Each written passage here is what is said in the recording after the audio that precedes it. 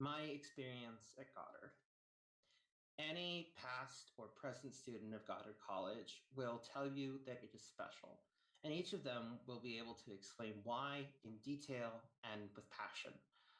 I am no exception. When I first came to Goddard, it was out of necessity, not desire. I had dropped out of two different colleges by that point due to mental health crises, and Goddard's different approach looked to be the only way I would be able to finish a bachelor's degree. I felt woefully out of place, as it seemed other students had ideas about transforming governments and laws, and I was focused on the entertainment industry, which felt sort of less important in some way. In my mind, I felt that, well, I wasn't trying to save the world like they were. My first advisor, Karen Campbell, didn't unfortunately it unfortunately didn't turn out to be a super great pick. As such, my first semester was a bit rough, though there were other reasons as well, such as having a hard time wrapping my mind around the idea of a packet and what specifically they entailed. I had a very specific idea of what I wanted from Goddard, and ultimately it fell apart quite quickly. In fact, I almost dropped out of Goddard during my first residency because I was so overwhelmed and unhappy. But I was given advice to stick it out a little longer, and it's one of the best decisions I've ever made. I didn't really understand Goddard at first, and my advisor being a little bit more rigid than some, a, li- a little bit more rigid than I'm sorry, typo, a little bit more rigid than some of the rest of the advisors I would work with at Goddard didn't particularly help. Admittedly, I was coming from a perspective informed by traditional schooling, and eventually, my advisor and I determined a way for me to write out what I was researching in a way that felt a little easier for my skill level at the time. Rather than writing papers, I wrote scripts that entailed conversations between a professor and his class that allowed me to propose questions that I now knew the answers to. I looked for the best, most up to date sources of news in the industry and collected articles and videos I thought would be useful across the internet, with which I would sit down and examine deeper later. I made sure I evaluated the quality of the articles and videos I read and watched to judge whether they were a reliable source that had true knowledge of the past, present, and future of the industry and full of evidence based arguments. Um, the, the, uh, Over the course of the semester, I began reading more difficult and professional articles. This helped me think about the industry and what I can do with my own skills and my own perspective to create something special. I developed a clearer idea of what was needed, the challenges I and others would face, what was in the way of myself and others succeeding, and how I could use it to move forward in my path. For the first time, I also started thinking about law and policy and why decisions were made, rather than sticking only to what the decisions were. I began to examine the politics and organization of the entertainment part of the economy and the realities of developing art in the framework of our modern economy. I began to examine the investments needed to present creative works beyond what they make, including marketing, salaries, deals that fulfill how people invest and make money in this area of the industry, and what IP and talent was worth within it. Both have become massively important within the industry in the last decade or so, as studios have been investing heavily into content and creators with a proven track record, and how much people value individual content and accomplishments, and how much money studios leave on the table by ignoring less proven IP. Ultimately, though I never quite clicked with my advisor, this was a fantastic way to slowly integrate myself into Goddard. I also made some friends that were part of convincing me to stay, not through conversation, but through getting a sense of the kind of people I could meet at Goddard. By not through conversation, what I mean is like they didn't like try and convince me to stay.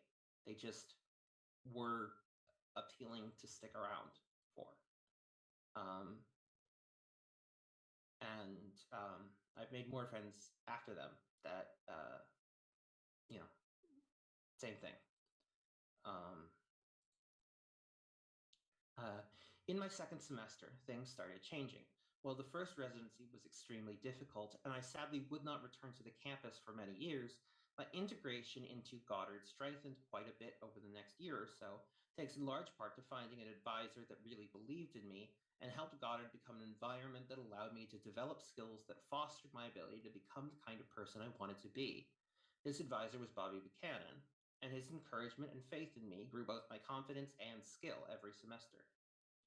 My time at Goddard ended up aligning with the coronavirus and the Black Lives Matter protests, both of which had a very large impact on me as a person when I realized that ultimately I was falling short of my own values. I saw creative people banding together with no corporate backing to bring joy in a hard time, while witnessing big content companies treat them as completely expendable. It was fascinating to explore how the virus has rapidly changed everything, and I found myself more confident than ever that creators will be looking for opportunities where they're guaranteed to be treated well and valued, which is exactly what I intend to do. I could tell reckoning was on the rise, and a few years later, the writers and actors of Hollywood went on the longest strikes in decades, with the writers in particular securing an absolutely stellar contract that will force changes in the way studios do business. During that second semester, I also took a course on copyright law from copyrightlaws.com, a website of a company founded by Leslie Ellen Harris, an expert in copyright law, and earned a copyright certificate to indicate my successful understanding of the issues, becoming the first undergraduate to do so, further building my confidence. I researched the historical roots and current state of affairs of copyright law, and through reading and interviews, I developed ideas for possible remedial efforts that could roll back corporate power and reestablish more appropriate boundaries and practices, including greater opportunities for citizens, community organizers, and the like. During the following 2 semesters with Bobby, I began to dedicate myself to finishing all my requirements so I could be free to pursue what interested me most in the semesters to come, while balancing other topics that interested me further. Though I was able to research other topics that appealed to me at the same time, allowing me to slowly expand my skills, develop my mind, and feed my curiosity. I admittedly bit off a bit more than I could chew and decided to switch to part time in the following semesters. Even so, the topics I researched were often fascinating and highly relevant, such as the storytelling potential of video games and the emptiness of the metaverse buzzword being thrown around at the time. Learning more about business structures and developing concrete goals for my ambitions, and analyzing depictions of masculinity in pop culture. Finishing the requirements felt great, especially my science requirement. I certainly didn't expect to have to try and wrap my head around so many challenging quantum physics concepts, but through developing that packet as an educational paper, I developed skills to break down highly complex concepts for those unfamiliar with the topic. Having been releasing video essays for about a year now, at the time of current writing, it's been more than a year, much more.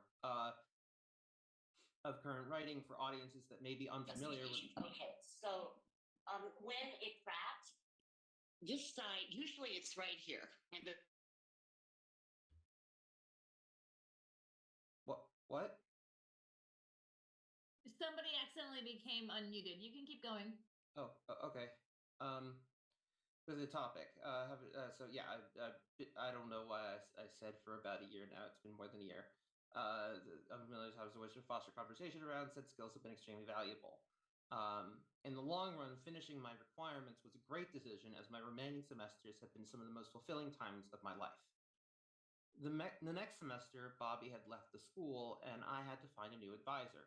The faculty and staff were able to respect my wish to meet with prospective advisors before the residency, so I had less to worry about, and I found an amazing pick in Emerson. I had also begun seriously considering developing and releasing video essays on my YouTube channel. So while I initially was going to focus on creative writing, I was struck with an idea for a video essay I couldn't shake. I felt compelled to develop further my analysis of masculinity in pop culture and really focus on how the depiction of masculinity informs how society develops. I had a plan to focus on way more than just the MCU, but as I worked, I realized just how much there was to discuss in the MCU alone. I was able to develop some very interesting points about the relationship between concepts of masculinity, morality, and heroism, and how they each inform one another both on screen and off. I started out watching 3 documentaries on toxic masculinity, which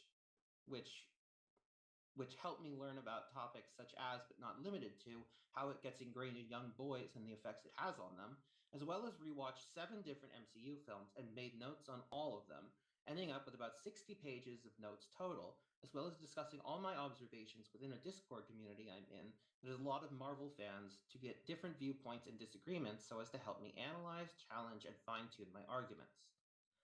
At some point between my semester with Emerson and the following semester, I found myself properly in touch with my Jewish heritage for the first time, and chose my next advisor as Leora due to her experiences studying her own heritage as an Indigenous woman. I then embarked on my most ambitious project yet. I heavily researched Jewish culture, Jewish history as it pertains to the arts, how they intertwine, and what that relationship looks like today. I started by trying to separate Jewish American history into 4 or 5 generations, but the history was too grand, so generations weren't applicable. Instead, I had to look at it as 5 distinct historic periods. I tried to parse out what those were, went back and forth between 4 and 5 a little, but eventually figured out how to categorize it in a way that made sense, and then really dig into the details of the evolution of American Judaism and of Jewish treatment in America. I found so much more than I was expecting. I was able to really dive into the history of Jewish art and parse out what made it so powerful and so necessary and why it spoke to so many people. At the end of the semester, I submitted a 71-page essay that outlined ideas about contributions of specifically Jewish art forms in specifically Jewish art forms in United States culture, including film, comic books, and others, exploring how Jewish art is presented as culturally and politically significant, not just for Jewish people, but across cultures and social movements. Significant that art from other minorities has been shown to have potential to embody as well in their own distinct ways.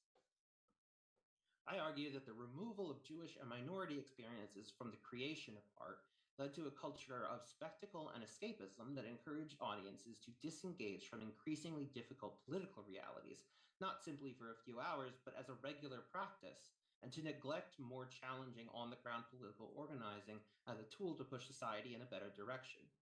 My argument was that a lack of thoughtful engagement with important topics left us vulnerable to the increasing successes of a Republican Party that adheres directly to the beliefs of the Nazi Party, but is using trans people as the scapegoats instead of Jews this time, because Jews as a target are not considered societally acceptable anymore, though this is currently somewhat changing.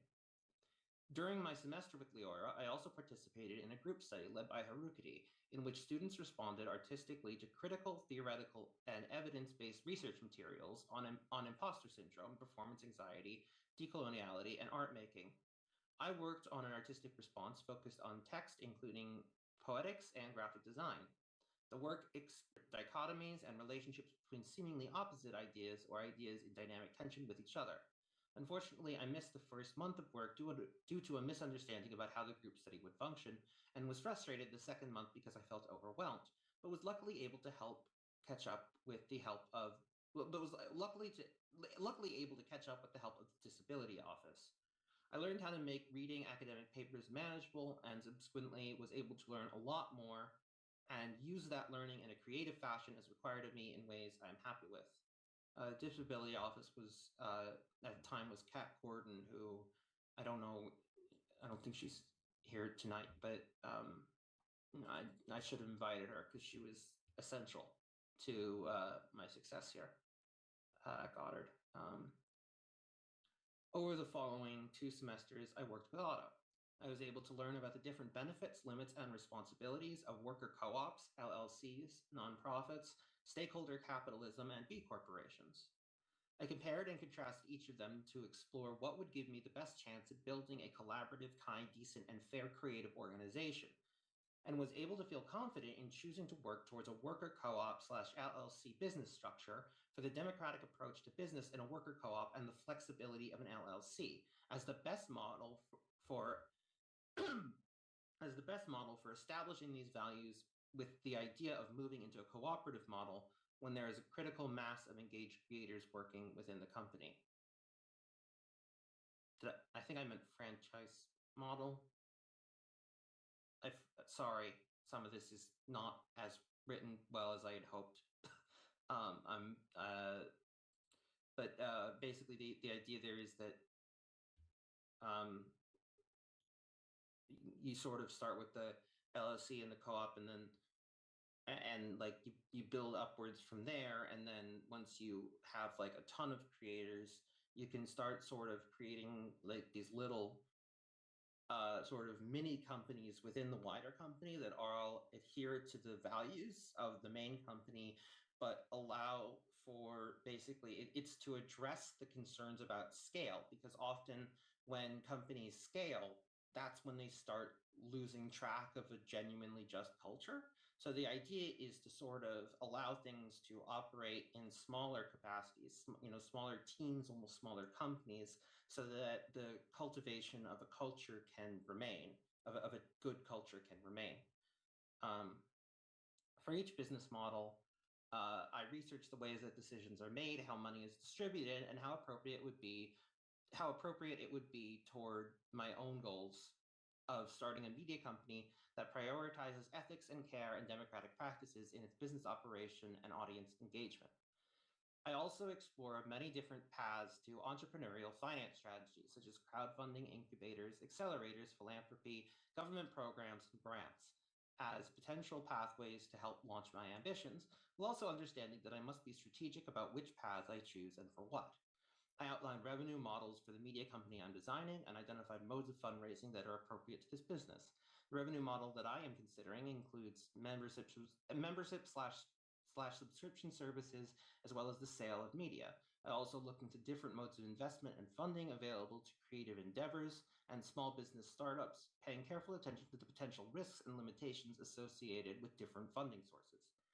I also learned about a variety of different current media companies across varied mediums, such as Double Fine, A24, Rooster Teeth, Glitch Productions, and Nebula. For each company that I researched, I analyzed the company's origin and the intent established in said origin, as well as made note of major shifts that occurred as the company grew. I was able to learn a lot about the best paths for me to take through developing an understanding of the strengths and weaknesses of each of these models. Even the ones that seemed to work best, such as A24, gave a lot of thought about how to scale while maintaining the culture of a small company, eventually setting on a kind of franchise model of many small company-like structures that are linked together and follow the same mission, like I said earlier. The following semester, I embarked on another massive research project. Having established my YouTube channel at this point, by this point, I decided to tackle an incredibly relevant and complex issue: freedom of speech. The protection of free speech is often said to be the bedrock of democracy, but many argue these days that some speech cannot be tolerated. Being someone who uses many social media platforms, is politically active, and has witnessed the culture wars target art in particular as a threat, I felt a need to break the complex issues of free speech down for a wider audience that uses the term outside of legal context and doesn't understand its history or limits.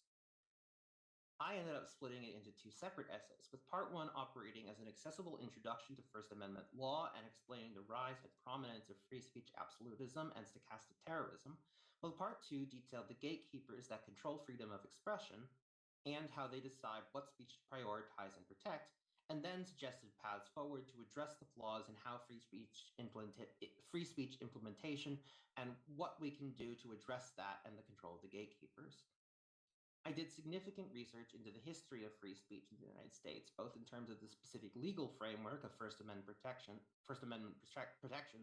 and also in terms of the broader social conventions and structures pertaining to the platforming, distribution, and impact of speech. In particular, I focused on the role of monetary politics, the ways in which both corporate decision makers and algorithmic processes in media economies work to amplify forms of speech that produce profits, and then did further research into the best ways to address the threat of stochastic terrorism and provide a starting point to addressing a seemingly insurmountable threat. When I began level 8, I started with a 2-semester plan to work on an audio drama. When the school was announced to be closing this semester, I had to change plans quite quickly and quite significantly. Luckily, I was in a unique position in that I didn't actually have enough credits left for a regular full semester, far, far less than the usual 9 a half-time semester would be made up of. This meant that in the unique circumstances of the school closing, I was able to get permission to finish every credit this semester and still graduate from Goddard by pure circumstance and luck. While finishing this suddenly final semester, I was simultaneously working hard to fight the closure of Goddard and ensure its legacy survived in some capacity. And while I initially planned to use that as the basis of my senior project, ultimately it was smarter to use past work as the building blocks and write a reflection on my time at Goddard. I was able to use past self and advisor evaluations to craft a thorough reflection, as well as attach some of my best work to meet the full qualifications. Somehow, despite all odds, I made it. Goddard transformed me, allowed me to grow in ways I never could have imagined, and become my best self. However, I will never be able to forget that this transformative journey will never be experienced by another.